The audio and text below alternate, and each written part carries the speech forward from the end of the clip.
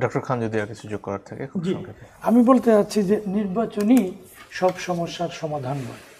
নির্বাচন হলেই দেশে গণতন্ত্র প্রতিষ্ঠিত হয় না, আইনের শাসন কায়েম হয় না, সামাজিক ন্যায় বিচার আসে না। এটা আমরা দেখেছি 12টা নির্বাচন বাংলাদেশে হয়েছে। কোনো একটা নির্বাচনের মধ্য দিয়েও এই দেশে মৌলিক কোনো পরিবর্তন হয়নি। এই মৌলিক পরিবর্তন না হওয়ার কারণেই 5 আগস্ট হয়েছে। এটা আমাদের বুঝতে হবে। বাংলাদেশের যে আগের নির্বাচন, আগের যে গণতান্ত্রিক প্রক্রিয়া, আগের যে রাজনীতি, সেই রাজনীতি এ দেশে ফ্যাসিবাদ সৃষ্টি করেছে, হাসিনার মতো ফ্যাসিস্ট তৈরি করেছে। তার রেজিমে সারা দেশ, সারা জাতিকে ধ্বংস করে দিয়েছে, নির্বাচনী ব্যবস্থাকে ধ্বংস করে।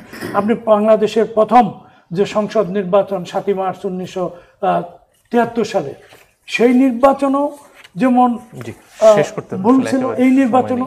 তা আমি এই কথাটা বলতে চাই যে রাষ্ট্র সংস্কারের যে কথা উঠেছে, এখানে আপনাকে রাজনৈতিক সংস্কারে আসতে হবে। আমাদের গুণগত এবং মৌলিক যে পরিবর্তন রাজনীতির ভেতর, তার পরিবর্তনের মধ্য দিয়ে যদি আমরা আসতে পারি, এবং সেটার জন্য রাজনৈতিক দলগুলোর সাথে আসতে হবে। অসংখ্য ধন্যবাদ দর্শক, আপনাদেরকে ধন্যবাদ যারা এতক্ষণ আমাদের সাথে ছিলেন। বিদায় নিচ্ছি।